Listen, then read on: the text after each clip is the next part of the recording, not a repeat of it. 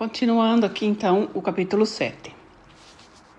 Então trouxe Suzane de volta à consciência plena. Estava interessada em descobrir o que ela vivenciou enquanto o alienígena falou através dela. Voltei a ligar o gravador. Então a Suzane disse: assim que acordei, lembrei-me de ter visto um ser de cabeça branca e sem cabelos, mas vi olhos grandes e escuros. Estava olhando para mim, realmente me encarando.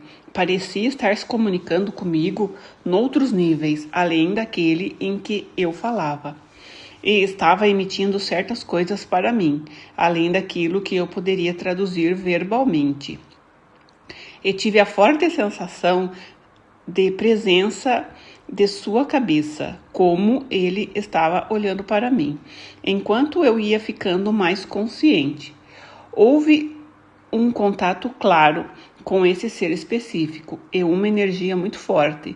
Sinto que parte dessa energia ainda está na minha cabeça nesse momento. Mas é uma sensação boa, não é? É uma sensação reconfortante, sim. Sinto-me bem com ela, mas é muito forte, é quase um transe. Isso é tudo de que você se lembra agora que ele estava olhando fixamente para você? Agora mesmo. Ela disse que parecia que esse ser estava colocando um punhado de informações em sua cabeça e escaneando o seu cérebro. Foi inserido muito mais do que aquilo que ela me falou. Quando lhe perguntou como poderíamos tornar a entrar em contato com ele, o ser lhe mostrou o símbolo de um triângulo. Ela o chamou de pirâmide e não pareceu conhecer o significado que tinha para mim. Esse símbolo foi visto em muitas experiências de abdução, geralmente a bordo de uma nave ou numa insígnia. Suzane não ficou assustada por essa experiência. Sentiu-se animada e empolgada. Ela teve a sensação de que não era uma questão de dar as informações para as pessoas erradas, e sim porque deveria se incomodar em passá-las para alguém que não saberia o que fazer com elas. Ela sentiu algo físico quando ele disse que estava me escaneando. Tive uma sensação de formigamento no couro cabeludo, como sentimos quando este está ficando dormente. A sessão seguinte com Suzane teve lugar na primeira UFO Conference, a Conferência MUFON sobre OVNIs, em Eureka Springs, em março de 1987. Foi a única vez que a conferência foi patrocinada pela MUFON. No ano seguinte, Lou Fersh e Ed Mazur assumiram e a chamaram de Ozark UFO Conference, Conferência sobre OVNIs de Ozark, nome que tem sido mantido. Os principais conferencistas foram investigadores militares aposentados que participam do projeto Livro Azul e Grudge. E por isso ela foi voltada para o ceticismo e para a negação oficial de todo o fenômeno OVNI. Experimentos mais interessantes estavam acontecendo longe do salão da conferência. Lou era a única pessoa com quem eu estava compartilhando informações sobre meus primeiros casos. Enquanto engatinhava nesse tipo de investigação, eu precisava ter alguém em quem pudesse confiar para discutir os casos e para trocar teorias. Lou mostrou ser essa pessoa e nunca traiu a minha confiança durante todos esses anos em que trabalhamos juntos. Ele soube da reviravolta surpreendente na sessão de regressão com Suzane. Lou Fersh disse que gostaria de assistir a uma sessão para fazer perguntas, tal como fizera em outros encontros em Fayetteville e Mena. Achamos que esta seria a melhor oportunidade nessa conferência, pois todos estariam reunidos num lugar. Muitas outras pessoas expressaram interesse também. Certamente seria uma mudança de ritmo após tantas horas de negativas oficiais que havíamos suportado naquela conferência. Naturalmente, Suzane estava nervosa com relação à sessão, pois nunca havia feito isso em público antes. Isso contribuiu para uma situação desconfortável. Enquanto íamos ao quarto do hotel após o término da conferência naquela noite, ela ficou mais nervosa quando viu a multidão que estava se reunindo. Pediu para que muitos deles saíssem. Tentamos fazer isso de forma discreta, para que não se sentissem ofendidos. Ainda ficaram cerca de 10 pessoas no quarto do hotel. Muitos eram investigadores que eu havia conhecido em outros eventos, mas um deles era John Johnson, um psicólogo negro que depois trabalhou comigo em casos de OVNIs. Nos anos seguintes, ele tornou-se indispensável, enquanto eu tateava numa área em que havia poucos especialistas na década de 1980. Estávamos aprendendo uns com os outros e com os nossos próprios erros. John deu-me a impressão de ser um cavalheiro discreto e reservado. Não era de falar muito e ficou quieto observando.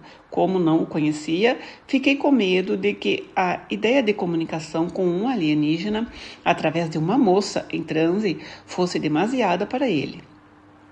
Estava mais preocupada com o que ele poderia pensar do que com os outros, pois todos haviam sido expostos a esse tipo de trabalho que eu fazia. Mas ele me surpreendeu, dizendo que acreditava em reencarnação e entendia o que estava acontecendo. Ele estava trabalhando com pacientes terminais num hospital de veteranos e, por isso, identificava-se definitivamente com um modo metafísico de pensar. Fiquei agradavelmente surpresa e relaxei enquanto nos preparávamos para a sessão. Voltei minha atenção para Suzane. Estava um pouco preocupada com os resultados, pois era a primeira vez que seria posta em transe diante de tanta gente. Não tinha ideia do que poderia acontecer.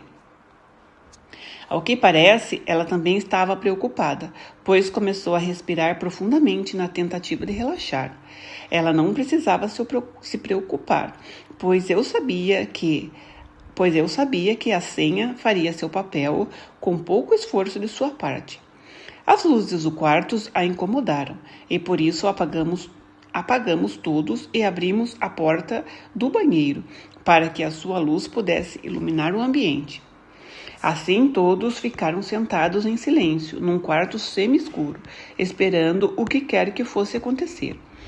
Usei a senha e levei-a por contagem até a cena na qual estávamos falando com o ser, na esperança de tornar a encontrá-lo. Se tivéssemos sucesso, eu iria repetir algumas perguntas que já havia feito em benefício dos investigadores presentes naquele quarto. Então eu comecei. Vou contar até 3 e na contagem de 3 estaremos lá. Voltaremos àquela cena. 1, 2, 3. Voltamos àquela cena.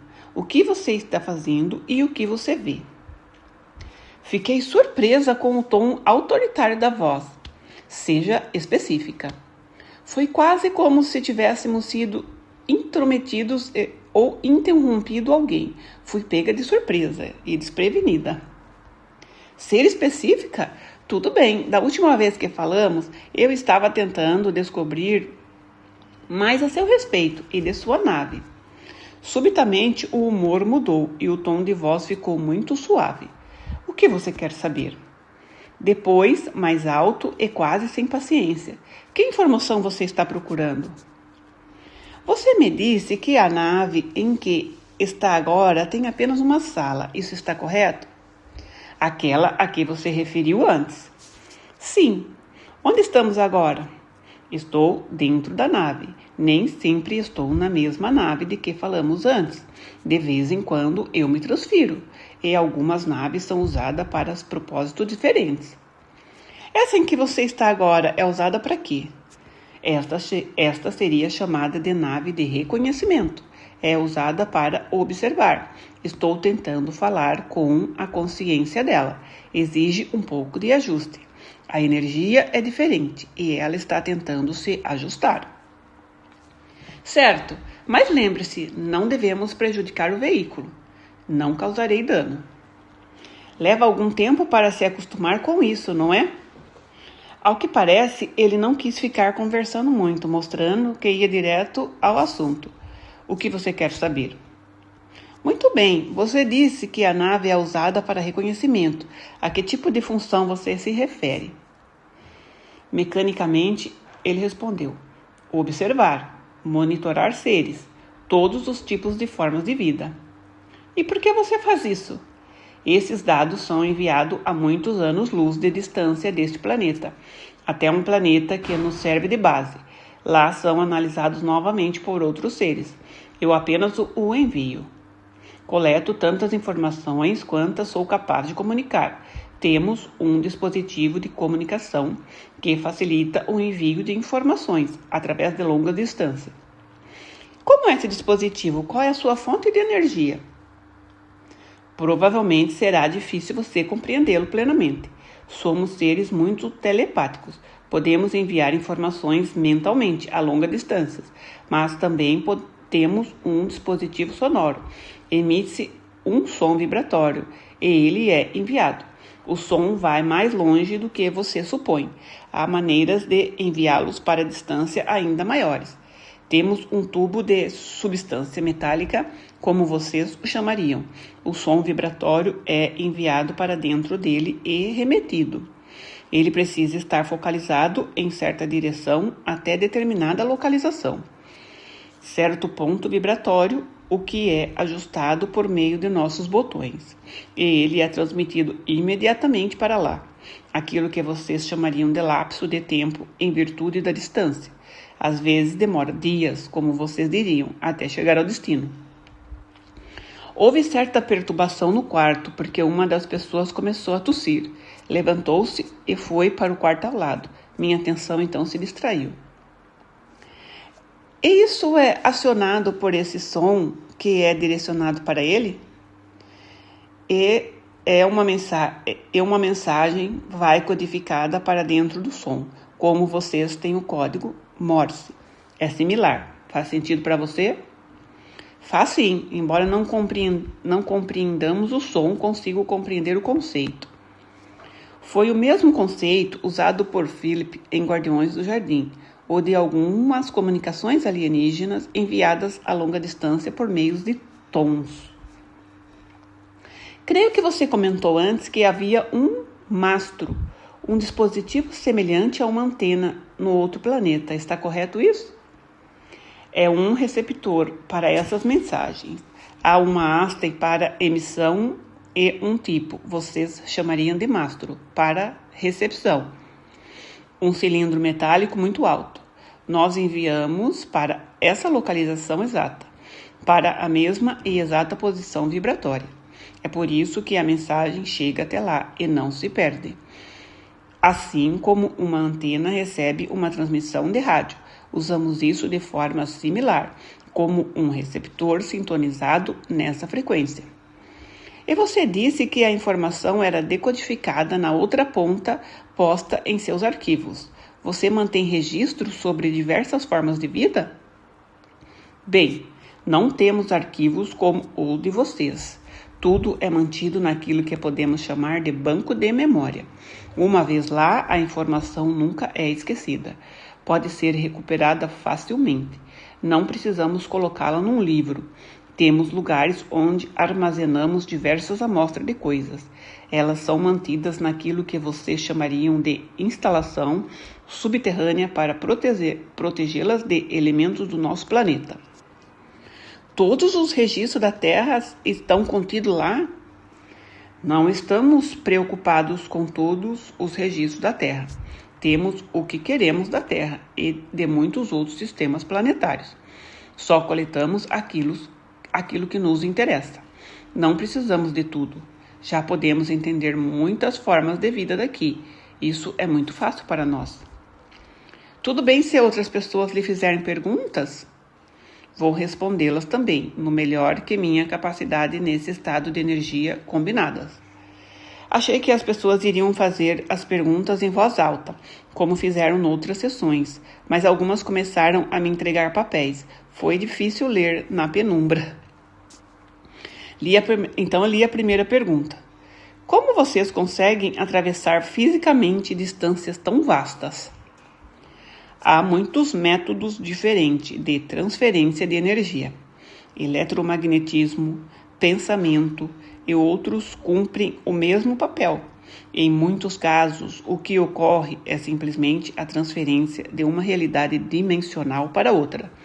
Além disso, há simplesmente o ajuste mental, que permite que a energia sob o controle daqueles que comandam esta nave faça simplesmente o que for dito, ou seja, como uma transferência de pensamentos.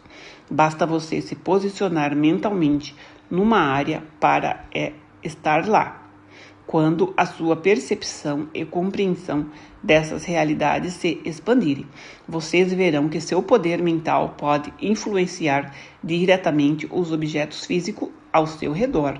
Assim, quando esses objetos estiverem ressonando exatamente em sua frequência mental, vocês terão controle absoluto sobre esse objeto físico.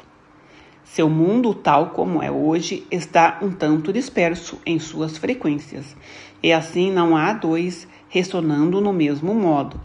Entretanto, quando esses materiais estão em ressonância com aquela energia mental, eles também são transferidos com essa energia mental.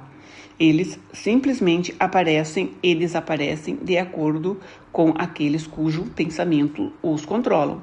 Vocês receberão essa tecnologia para a propulsão mental de naves em pouco tempo. Contudo, neste momento, o Conselho não tem como permitir que vocês recebam essa tecnologia enquanto não progredirem até um nível mais responsável. Vocês já puseram em risco a existência do seu planeta com sua energia nuclear. Vocês não sabem o que fazer, mas acabam fazendo de qualquer modo. Pediríamos a vocês que, por favor, não ponham em risco o resto do universo com ela. Li então a próxima pergunta. Que tipo de informação vocês estão reunindo sobre os seres humanos da Terra? Os seres humanos são especiais e únicos, de várias maneiras. É por isso que estamos tentando ajudá-los neste momento. Também estamos interessados no planeta em si, nas mudanças ambientais que estão acontecendo nele. Os seres menos avançados, às vezes quase animalescos, mas há muita esperança para esses seres. Eles estão se desenvolvendo, progredindo rapidamente com nossa assistência. Temos trabalhado com os seres da Terra há muito tempo e influenciamos-los telepaticamente através de sonhos, ajudando o homem a avançar tecnologia e cientificamente, para que eles atinjam aquilo que o homem chama de maturidade emocional. As emoções causarão grandes males ao homem enquanto ele não aprender a dominá-las, a controlá-las. Ele precisa aprender a se mover com energias positivas e a transmutar as energias negativas. As energias negativas são emoções de raiva, ciúme, emoções com quem vocês estão familiarizados. Elas causam a ruína do homem. Elas impedem o progresso do homem. As emoções positivas levam-no a avançar, mas pode levar algum tempo até que o planeta como um todo compreenda isso. Seres do seu tipo têm emoções? Não como vocês. Há um sentimento de proximidade entre nossos seres quando eles desejam reproduzir. Como vocês dizem, um ser se liga ao outro ser com esse propósito, mas não ficamos dependentes dessa emoção como vocês. Não existe o apego. Somos mais desapegados, pois essas emoções podem ser um obstáculo para o progresso. Não está em nossa natureza permitir que um sentimento detenha o nosso avanço. Outros seres espaciais são fascinados por essas emoções, pois não a vivenciam da mesma forma. São curiosos, mas as veem quase como obstáculos. Pensam que podem ser úteis. Depende de como vocês querem usar esses, como vocês dizem, sentimentos. se forem usados de maneira positiva, podem ajudar o ser a avançar. Depende do indivíduo. Estava me perguntando se vocês compreendem as emoções da maneira como nós a compreendemos. Nós as observamos noutros seres. Entendemos-las o suficiente para aquilo que precisamos saber, mas vemos os homens como canais de energia, como energias. Há vórtices girando num corpo humano que canalizam todo tipo de energia à sua volta. Muitos seres não estão cientes disso. Estaria se referindo aos chakras do corpo? Geralmente dizem que são giratórios e que precisam girar ou funcionar em harmonia para que o corpo mantenha um equilíbrio saudável, é isso? Mas achamos que há esperança para o homem. Ele é um ser especial. Se puder usar mais plenamente seu potencial, seus dons, pode avançar de diversas maneiras, beneficiando-se e beneficiando todo o universo. Isso parece muito bom. Então vocês são seres sexuais? Somos andrógenos. Noutras palavras, qualquer um de nós é capaz de reprodução. Estou curiosa quanto a isso. Quer dizer que vocês ora são de uns e ora são de outro sexo? Ou que vocês têm ambos os sexos no mesmo corpo? No nosso caso, isso é telepático. Projetamos mentalmente uma imagem daquilo que deve crescer. Não é o crescimento como ficar mais velhos, mas há um inchaço naquilo que chamaríamos de região do estômago. O ser jovem forma-se num período de tempo muito curto, em comparação com aquilo que o ser humano viveria. E quando o ser sai pela área de que seria do estômago, como vocês a chamam, esta se fecha imediatamente. Não é preciso cirurgia ou incisão. Tudo é feito mentalmente. Os seres nascem com tamanho um pouco menor e atingem uma altura estacionária e permanecem nela, desde que as condições atmosféricas sejam mantidas de determinada maneira. Então vocês simplesmente decidem quando desejam se reproduzir. Não é uma coisa automática. É uma decisão mútua entre dois seres, quanto a qual quer fazê-lo. Podemos nos revezar, digamos, não importa, mas nossos seres são bastante avançados desde a tinda idade. Assim que começam a caminhar, mostramos-lhes mapas estelares e eles se tornam navegadores estelares. Essa é a nossa natureza. Estamos muito avançados nesta área. Acho que estou curiosa com relação às emoções. Vocês sentem alguma coisa por esse jovem, essas crianças? Não como vocês. E vocês cuidam deles? Nosso cuidado são o desejo de ensinar, mas não é uma coisa emocional. É simplesmente intuitivo em nós, o instinto de ensinar. Ensinar o jovem a amadurecer, e nós, jovens, aprendem automaticamente aquilo que precisam aprender. Está embutido em sua constituição, na minha constituição. É apenas aquilo que você precisa saber. E a evolução acontece. É muito fácil. Há um instinto de ensinar, de progredir. Não é um instinto de cuidador. Não, não é mesmo. Porém, se um de nossos seres for ferido ou prejudicado, emite-se um tipo de sentimento. Não é propriamente tristeza, como vocês o chamariam, mas emite-se uma vibração. Há o desejo de que aquele ser torne a ser completo, mas não é a tristeza que vocês conhecem. E, se possível, faremos alguma coisa para ajudar a reparar aquele ser, caso isso aconteça. Estou tentando entender no que vocês são semelhantes e no que vocês são diferentes de nós. Vocês nunca teriam uma emoção negativa como a raiva? Não. Passaram-me então outra pergunta escrita. Qual o tipo mais comum de extraterrestre que está visitando a nossa Terra neste momento? Extraterrestre físico, eu quero saber.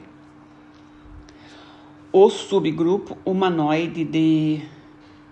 Não consigo encontrar um equivalente que possa ser traduzido, mas há subgrupos de categoria geral de humanoides. Há muitos que são idênticos a seus corpos físicos. A semeadura que foi feita em seu planeta foi desta natureza, e há aqueles que são parentes distantes, embora por seus padrões sejam poucos convencionais. Esse tipo, seu primo distante, é o mais presente nas visitas. Os androides, como vocês os poderiam chamar, são simplesmente trabalhadores que se ofereceram para esta missão. Eles se afastaram da área para o qual foram programados e foram voluntários nesta realização. Hesito em usar a palavra experimento, pois o resultado já foi previsto e conhecido. Todavia, para não dizer missão, para a maior parte do trabalho, percebi que devo interromper esta linha de discurso. Estão me dizendo que está surgindo um mal-entendido sobre a intenção da direção que foi tomada. A informação dada foi interpretada como agressiva e não de natureza útil. Não gostaríamos de dar a ideia de que viemos como conquistadores, e sim como ajudantes. Você disse que o resultado já é conhecido? Pode nos dizer o que você quer dizer com isso?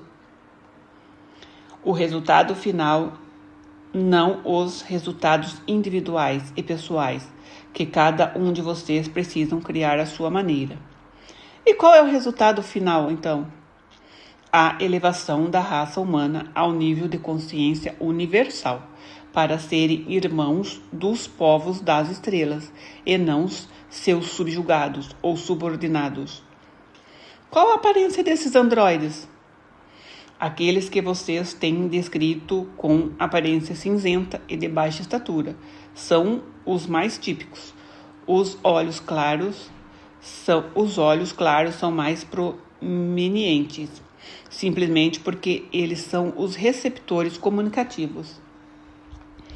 Os olhos deles funcionam da mesma maneira que os olhos humanos? De certo modo.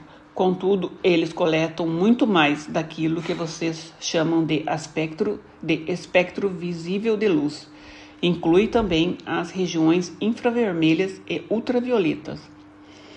Os olhos têm pupilas e funcionam da mesma maneira que os nossos? Não no sentido de focalizarem e capturarem a luz. Nesse sentido, são diferentes. Eles recebem mais. Seu método de recepção baseia-se num princípio diferente daquele envolvido aqui. E seus olhos têm pálpebras? Não no sentido de cobertura, não como vocês descrevem seus próprios olhos. O sistema respiratório deles é similar ao nosso? São similares apenas pelo fato de ser usado para analisar, não para digerir ou ventilar. Existe alguma substância que serve de sustento aos corpos dessas pessoas? A energia mental pura já lhe é suficiente. Eles não precisam de sustento físico para se manter. São seres de energia que conseguem se manter apenas com a energia pura. Então, isso é o que chamamos de vida eterna? Não é bem assim, pois seus corpos são dissimulados depois que seu uso se esgotou. Então, eles não consomem nada do que o ser humano consome? Não no sentido físico, denso. E a osmose? Você disse que eles são seres de energia. Eles assimilam por osmose? Há uma assimilação, uma análise de compostos e através a retificação de certas anomalias que possam aparecer. Entretanto, para seu sustento, eles extraem mais energia de fonte de energia do que de funções digestivas ou respiratórias. Quer dizer, como elementos presentes na atmosfera, senão de que tipo de energia eles vivem. Seu sustento se dá por energia mental. E eles se nutrem de emoções? Não há conteúdo emocional aí. Eles são chamados de androides, sem emoções, mas reagem à energia mental. Quero dizer, eles se sustentam com as emoções emitidas por outras pessoas? Seriam afetados, mas não se sustentariam com isso. Esses seres estão sujeitos a aflições que limitam a duração das suas vidas? Nada de que nos lembremos. Entretanto, há alguma coisa que no contexto apropriado poderiam debilitá-lo. Então as perguntas estavam sendo entregues a mim em maços e eu estava tentando organizá-la no quarto que estava mal iluminado.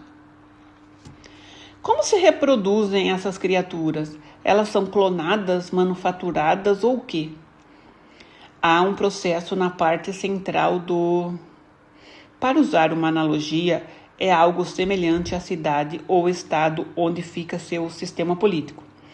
É um processo designado para aquele planeta que abriga a residência das energias de natureza governamental. O processo é uma mescla de energias, de natureza tanto física quanto mental, de modo que esta construção física recebe resposta mental, que permite que esta criação física reaja a estímulos mentais. Esses androides reagem às suas energias mentais, mas também recebem ordens ou são subservientes àqueles que estão dirigindo a operação específica no qual os encontramos. São servos. São clonados ou manufaturados de algum modo? São feitos por outros indivíduos? Ambos, no sentido de que a energia mental é fornecida por forças vivas. No entanto, do modo certo, são manufaturados, pois o processo é mais de montagem do que de crescimento. Mas há forças vivas nesta unidade, embora sejam elementos ou máquinas. Esses androides se comunicam com as pessoas da Terra? Quero deixar claro que se comunicam, não com o terrestre, mas com aqueles que são seus próprios superiores. Um humano não iria dirigir diretamente a operação. Contudo, eles reagem a emoções humanas, mas não a ponto de interagirem com o intelecto. E quem são seus superiores? Aqueles responsáveis por essa missão específica, na qual há alguma interação. Entretanto, há elementos de percepção muito acima e além deles. É como se os mestres do universo enviassem seus subalternos para participar de alguma missão, para depois fazerem seus relatórios, bem parecido com a sua estrutura militar. Eles compreendem as emoções humanas? Precisamente, são empáticos. Então surgiu outra pergunta. Esses androides têm capacidade de reproduzir outros androides?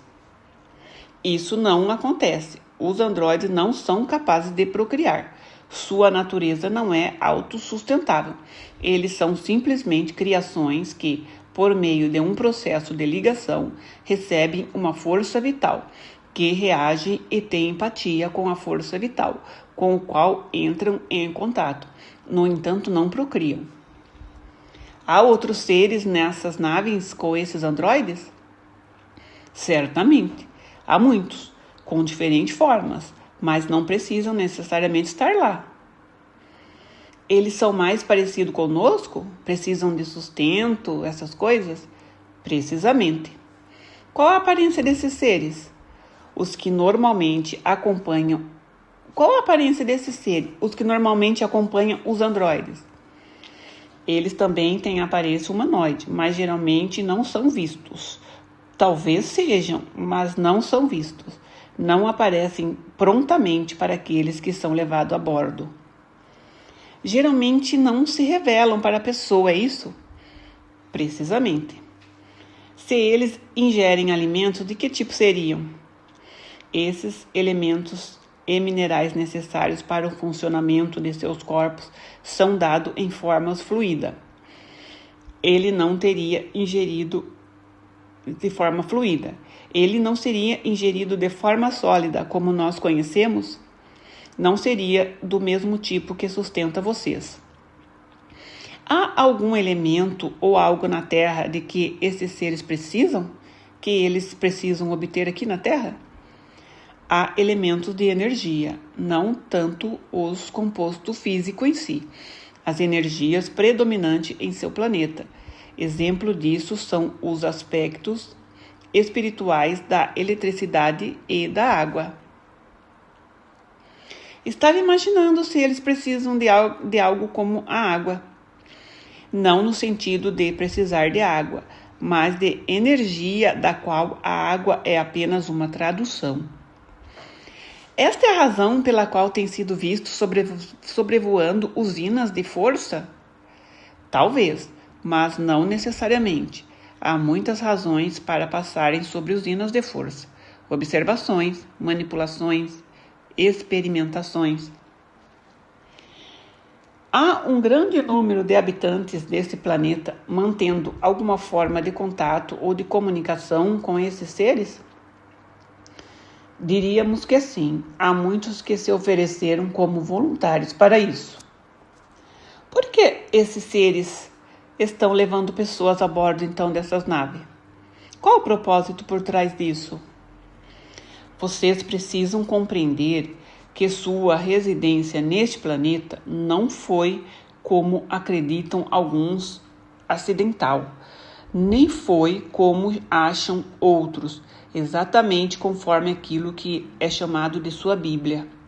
Ou seja, que Deus criou o homem à sua própria imagem, conforme se compreende sobre um ponto de vista um pouco fundamentalista.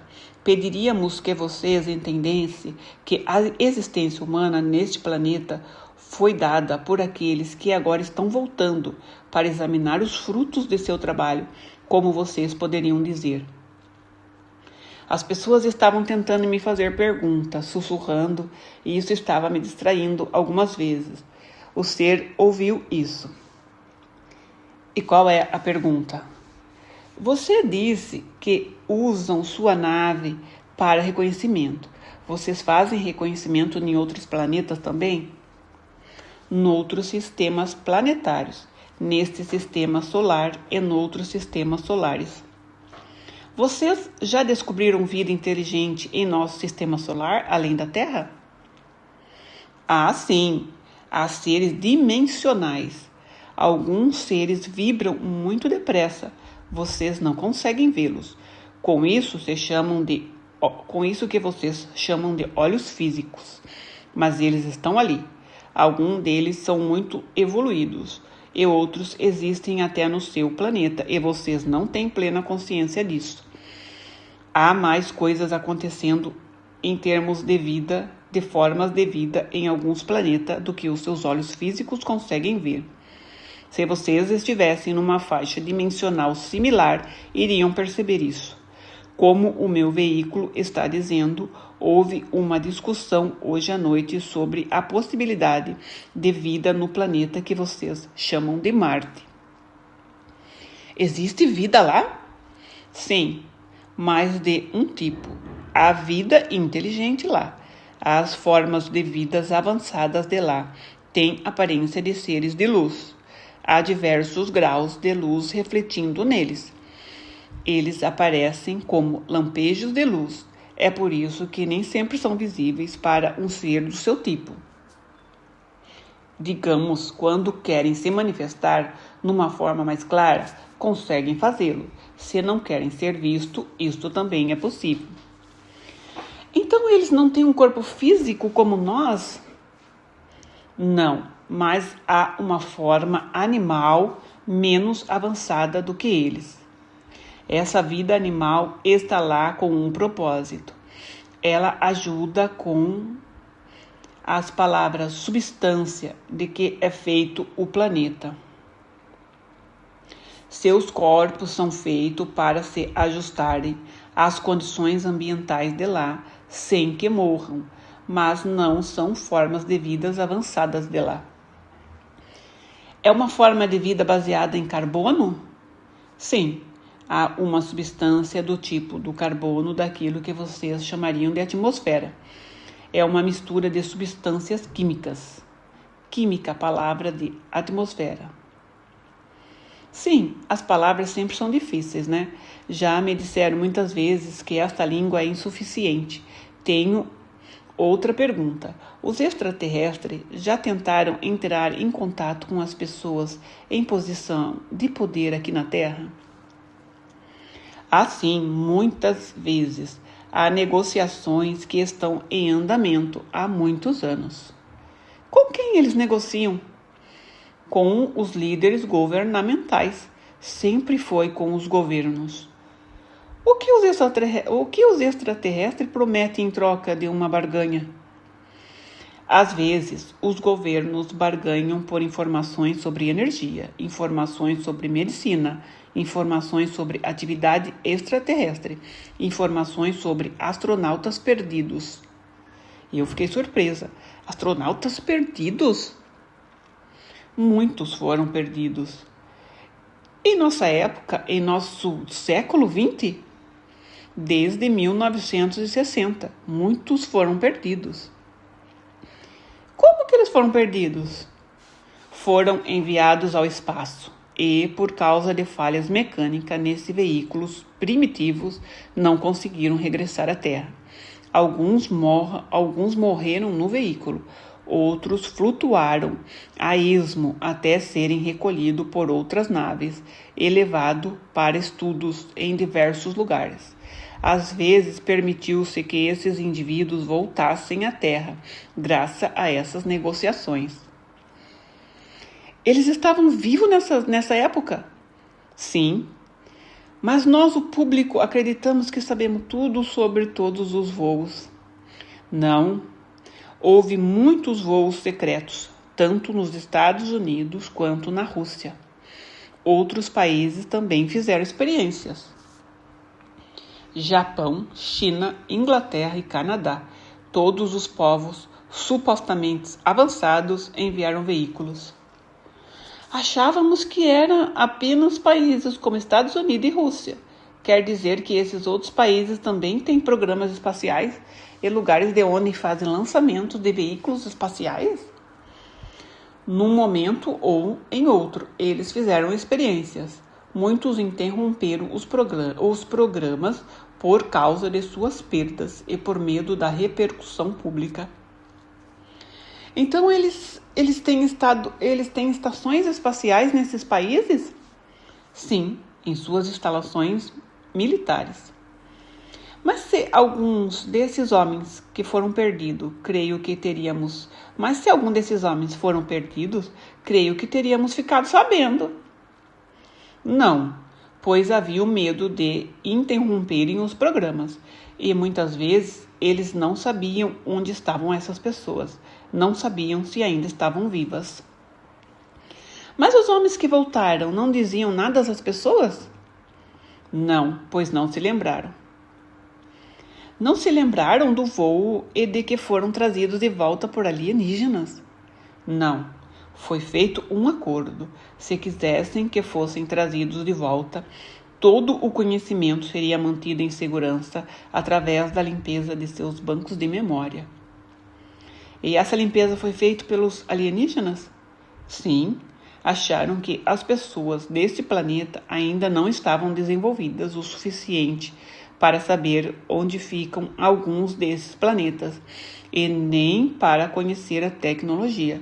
Não queríamos visitas inesperadas neste momento. Mas você disse que os funcionários do governo sabiam disso. Parte da barganha constituiu em saber o que aconteceu com o astronauta, não foi? Sim, foi dito que estávamos com eles e que poderíamos trazê-lo de volta ou não. Isso é tudo do que sabiam. Então os alienígenas acompanham nossos voos espaciais? Com toda certeza. E você disse que essas negociações e barganhas continuam até hoje? Com toda certeza. Os alienígenas estão recebendo alguma coisa em troca? Temos acesso a materiais naturais de que precisamos e que são comuns aqui, mas que não são facilmente encontrados em outros planetas. E, às vezes, levamos pessoas para estudos. Como vocês conseguem essas pessoas? Em negociações com o governo. Eles nos permitem levar algumas pessoas. Eles lhe dizem quem levar? Sim. E por que eles decidem isso? Vocês não poderiam levar quem quisessem. Sim, fazemos um acordo para levar quem eles decidirem. Pergunto-me como eles decidem quem deve ser levado. No começo, eram pessoas indesejáveis e decidimos que já não queremos mais receber esses tipos. Quem era considerado indesejável? Militares que não corresponderam às expectativas ou pessoas com problemas disciplinares. Isto acabou nos trazendo preocupação e por isso não aceitamos mais esses indivíduos. Agora quem vai conosco são voluntários que ficam lá por um período limitado. O tempo é combinado antes de serem levados. Quer dizer que esses que vocês chamam de indesejáveis criaram problemas de disciplina? Sim, não eram muito agradáveis. Bem, esses que agora vão como voluntários são da área militar? Não, alguns são da área médica, outros da comunidade científica. Todos desejam aprender e também fazer experiências. Entretanto, eles se oferecem sabendo perfeitamente que quando voltarem, o conhecimento deve permanecer conosco. Então, quando regressam, não se lembram de nada? Não. Eles conseguem explicar o tempo que ficaram afastados? Geralmente, diz-se que eles farão uma licença sabática. Não os incomoda saber que não conseguirão justificá-la em suas próprias mentes quando retornarem? Às vezes sim, entretanto estão contando com o fato de que dentro dos próximos 20 anos eles irão se lembrar. É como se fosse uma liberação num tempo? Sim.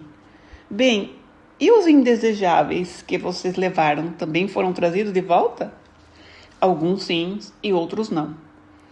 Estava pensando em suas famílias, se desapareceram subitamente, como justificaram isso? A maioria não tinha família ou já estava alienada. Foi por isso que foram escolhidos? Sim. Mas esses que estão indo agora são voluntários. Eles não estão sendo levados contra a sua vontade, não é? Isso está correto. Acho que é importante. Mas isso ainda está sendo feito em cooperação com os nossos governos? Sim. Fala-se em bases subterrâneas, especialmente algumas aqui nos Estados Unidos. Você sabe alguma coisa sobre isso?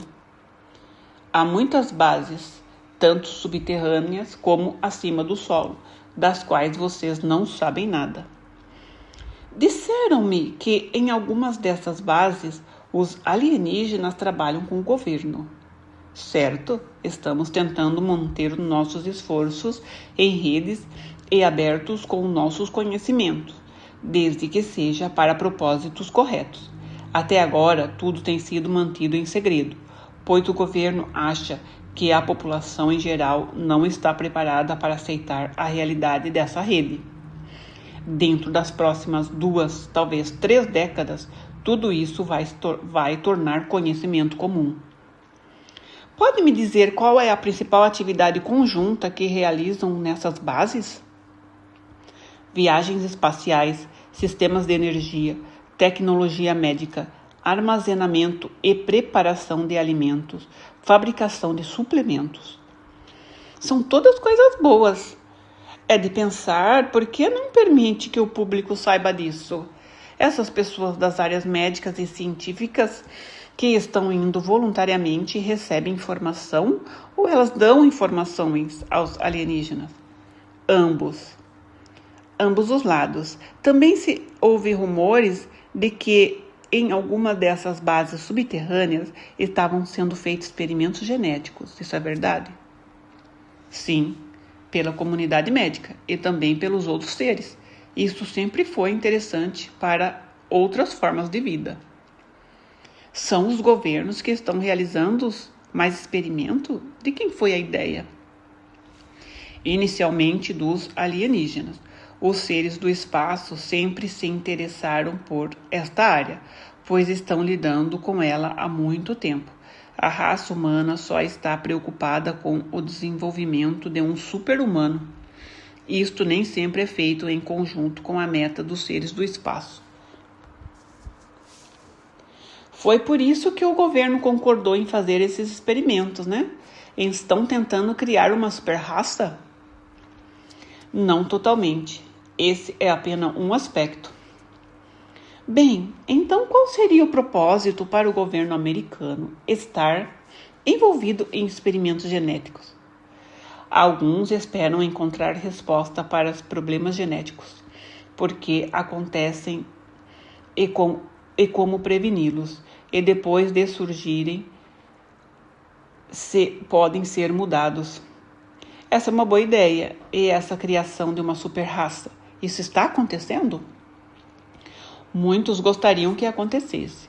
Entretanto, não é uma área que tem progredido muito bem, porque muitas pessoas envolvidas nesta terra temem que isso saia do controle.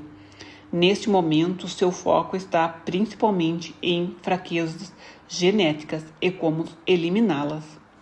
Parecendo um X-Men, né? Essa é a principal preocupação dos alienígenas? Não, eles gostariam de produzir seres de espécie superior, capazes de diversas realizações. Aparentemente, uma raça de super seres não teria emoções, se entendi isso direito. As emoções são basicamente uma característica humana, irrelevante em outros planetas. Esta é uma área de estudo para nós. Então, os alienígenas estão principalmente interessados em desenvolver um novo tipo de espécie humana? Você disse uma espécie superior de algum tipo, não necessariamente uma super-raça. Correto. Há quem diga que nas bases subterrâneas estão sendo criados monstros, híbridos ou aberrações horríveis. Vocês sabem de alguma coisa sobre isso? Às vezes acontecem coisas, e o que é horrível para essa espécie, para usar sua expressão, é belo para outras. Quando você começa a combinar espécies em experimento genético, sempre vai encontrar variações. Para nós, a ideia soa como repulsa ou repulsiva, mas essas espécies diferentes possuem uma alma, um espírito, tal como nós conhecemos? Algumas sim, outras não. Depende de onde vieram. Se são mutantes genéticos de natureza robótica, não têm um espírito. São criações estritamente genéticas. Se, por outro lado, sua fonte de origem tinha natureza espiritual, então o resultado disso terá uma função espiritual. E o intelecto? Estão criando outras raças de trabalhadores ou são inteligentes como seres humanos? Neste campo também temos muitas espécies com as quais estão sendo feitos experimentos, algumas de natureza robótica, não têm intelecto, e algumas têm natureza intelectual bastante elevada. O que vai acabar acontecendo com essas criaturas ou com essas diversas espécies sendo criadas? Algumas já foram levadas para outros planetas, mais abertos para a natureza dessas coisas.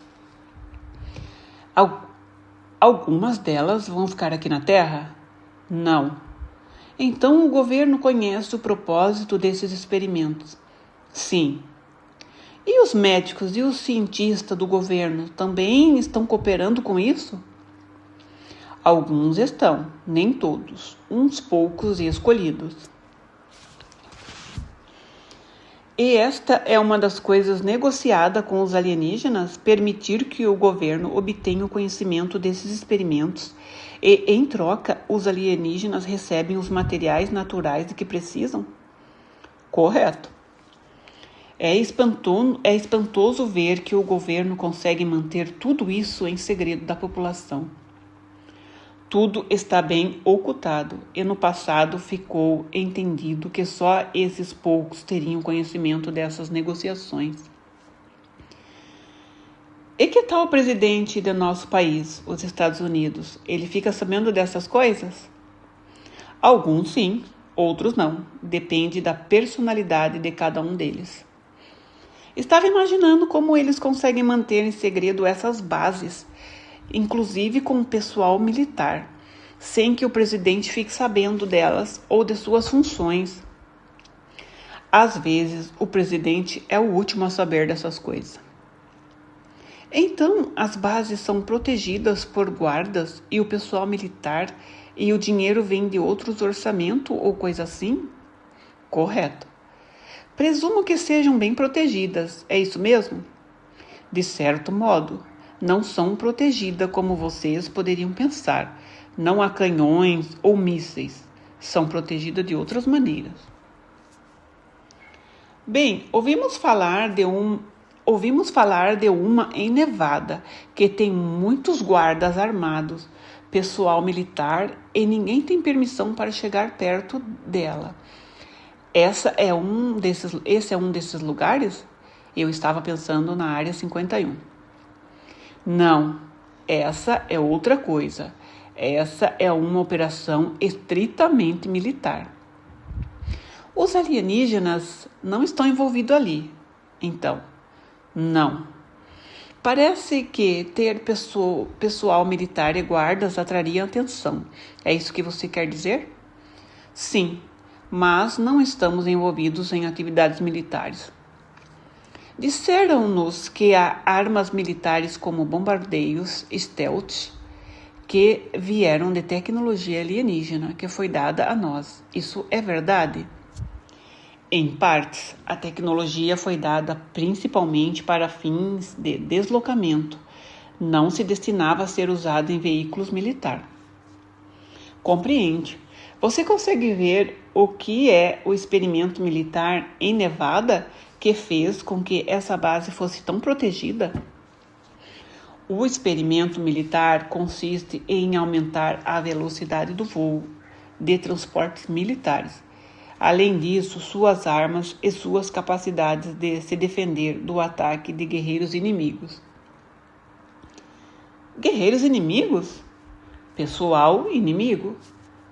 Contudo, nesse momento, nós achamos que não teríamos inimigos dos quais tenhamos de nos defender. Por que deveríamos continuar a fazer experiências militares? Aqueles que estão no controle sempre desejam ter um poder contra outras raças e contra outros humanos. Com essa finalidade, dedicam-se ao desenvolvimento de mecanismo que torne isso possível. Atualmente, o atual presidente dessa base militar em Nevada, nesse momento era George Bush, 1987. Sim, sabe? Então, se tem alguma relação com defesa militar, ele deve saber disso. Isso está correto. Por volta de 1998, quando este livro foi escrito, a Área 51 foi fechada discretamente e rapidamente. Terá sido por causa de toda a atenção indesejada por parte do público e da mídia? Continuei as perguntas. Parece que há muitas coisas acontecendo sem que as pessoas comuns fiquem sabendo. Algum problema se eu disser às pessoas que aquilo que você nos disse hoje? Não há problemas, pois dentro de 3 próximas décadas isso será de conhecimento de todos. Espera-se que uma aliança possa ser formada com o povo desse planeta para que sejamos amigos. Meu veículo está prestes a encerrar a transmissão. Estou sentindo que alguns ainda têm perguntas, mas precisamos encerrar com certa urgência. Ela está cansada. Muito bem, não queremos fazer nada que a deixe desconfortável. Alguém quer saber se existe outro lugar? Alguém quer saber se existe outro lugar além da Terra que tem seres do tipo humano que vocês já descobriram? Eu os descrevi a vocês em nossa sessão anterior. Formas de vidas fluídas, como se flutuassem em líquidos, como camaleões. Podem assumir muitas formas. Seres muito avançados podem se misturar em muitas civilizações planetárias, fazendo-se passar pelos seres que vivem nelas. Podem assumir formas humanas. Podem assumir a forma de irmãos do espaço. Podem assumir muitas formas. Creio que seja o ser com forma mais próxima da humana que você pode encontrar nesse planeta. E em outros planetas? Há tipos humanos noutros planetas que vocês tenham encontrado? Há outro planeta, tem uma forma similar à humana, mas não são tão avançada em virtude do ambiente de lá. Está levando um pouco mais de tempo para que evoluam. Tem características similares às humanas, mas sua natureza é diferente dessas dos seres daqui. Creio que restam poucas perguntas. Alguns dos seres ou veículos associados vêm do interior do planeta Terra ou viajam por ele?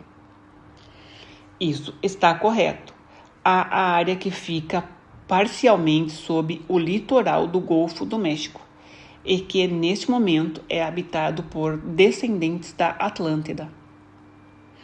Há ainda a área sob o círculo da Antártida, habitada por seres de natureza interdimensional. O interior do nosso planeta é como os cientistas imaginam mesmo? Ele tem um núcleo sólido com um manto flutuante. Entretanto, o manto não é uniformemente sólido.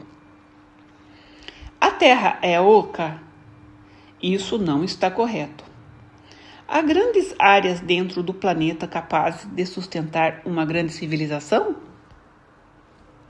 Sim, embora não seja grande em termos de volume total da Terra. É grande no sentido de espaço, se comparada com as suas distâncias, suficientemente grandes para sustentar uma civilização. Nessas áreas que você mencionou? Sim, há outras, entretanto, estas são importantes, pois neste momento cumprem um papel mais proeminente em suas transformações. Você disse que o veículo está ficando cansado, né? Sim, posso ajudar quando for chamado. Vim para transmitir dados e ajudar o homem a progredir, a resolver questões ainda não resolvidas que o homem possa ter. Isso não será imposto a ninguém. Se desejar mais informações, pode me chamar. Darei assistência e transmitirei informações a vocês. Se necessário, farei isso telepaticamente para ajudar no seu avanço. Certo, agradeço. E vou passar isso para as outras pessoas. E isso só será feito por motivos positivos e bons.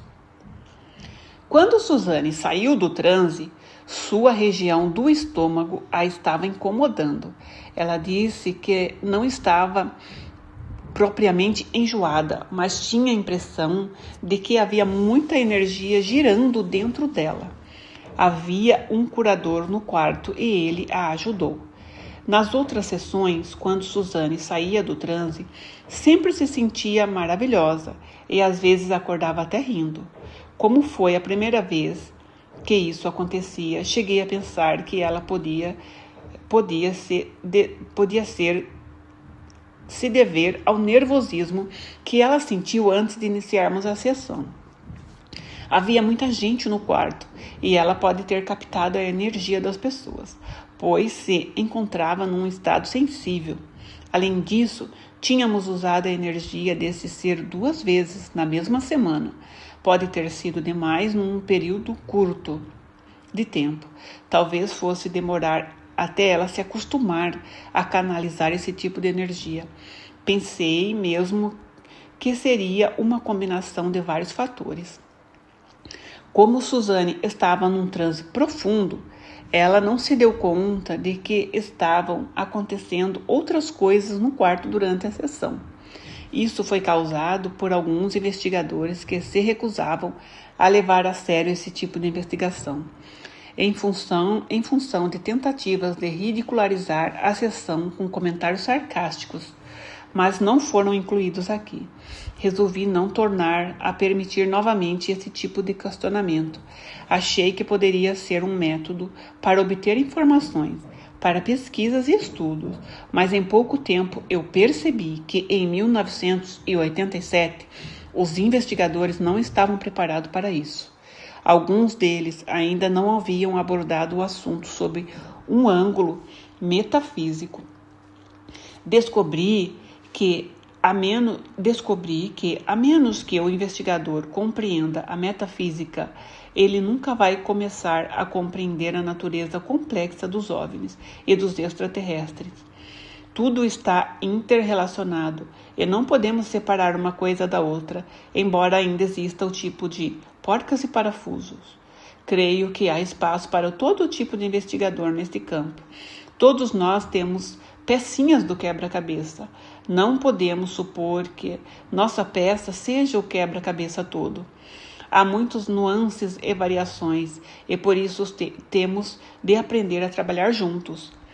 A maioria das pessoas saiu, mas algumas ficaram, e conversamos até 1h. Suzane tomou uma ducha, mais ou menos nessa hora, e depois me chamou para que eu visse os seus pés. Quando ela saiu do banheiro, percebeu que eles estavam cobertos por grandes manchas vermelhas. Só havia descoloração nos pés, sem passar dos tornozelos. Já estava começando a voltar à cor normal da sua pele. Ninguém soube explicar isso, a menos que tivesse relação com a energia alienígena. Também poderia ter relação com o nervosismo que ela sentiu antes do começo da sessão. Na época, eu não sabia que nos próximos anos eu teria outros casos nos quais o corpo seria afetado por algum tipo de energia similar. Em breve, eu me daria conta de que o corpo humano é capaz de fazer muitas coisas que se imagina que o corpo não consegue fazer, trabalhando nos estados de transe mais profundo. O fundamento mais importante a se lembrar quando fazemos este tipo de trabalho é: não cause mal algum, mas você precisa se preparar constantemente para o inesperado. Não fiz mais sessões com Suzane. Foram interessantes para ela, mas ela as tratou como uma estranha curiosidade e não quis incentivar a canalização de alienígena. Ela estava cursando a faculdade de administração e estava mais interessada em conseguir um emprego. Sempre respeito o desejo dos meus pacientes e por isso não insisti no assunto. Não precisei me preocupar, pois agora o contato direto fora estabelecido com os seres de outro mundo. Ele iria continuar. Eles tinham encontrado uma ouvinte disposta e a comunicação iria continuar por outros meios. Eu tinha aberto a porta para outra aventura. Creio que é importante notar que todos os casos relatados nesta primeira sessão, além de casos que não incluí, seguem um padrão identificável. As mesmas características se repetem no mundo inteiro. Há uma redundância que não pode ser fantasiada, especialmente pelo fato de que pessoas não estarem familiarizadas com a literatura sobre OVNIs em muitos dos casos. Na década de 1980, quando a maioria deles foram investigados, não havia muitos livros publicados sobre o assunto. E mesmo aqueles que já foram publicados não focalizavam as facetas que eu descobri, como tipos similares de seres sendo visto com mais frequências, tipos similares de espaçonaves, procedimentos similares realizados pelos alienígenas, motivos similares e a história da semeadura do planeta, tantas vezes repetidas. Essas semelhanças conferem validade às histórias, pois não havia como os pacientes colaborarem uns com os outros. Além disso, como outros investigadores e publicações estavam apresentando a agenda alienígena como a negativa e malevolente, meus casos apresentavam consistentemente uma criatura afável. Até a ciência admite que quando um experimento é repetido e produz os mesmos resultados, temos a evidência mais crível de que eles querem para confirmar sua validade. E, mais importante ainda, as pessoas neste livro não desejaram publicidade ou notoriedade. O que se viu foi o oposto, quiseram o anonimato, e por respeitar os seus desejos e seus nomes e profissões foram alterados para que pudessem continuar a viver a vida com privacidade. E assim terminamos o capítulo 7 e a sessão 1. Nos vemos no próximo capítulo.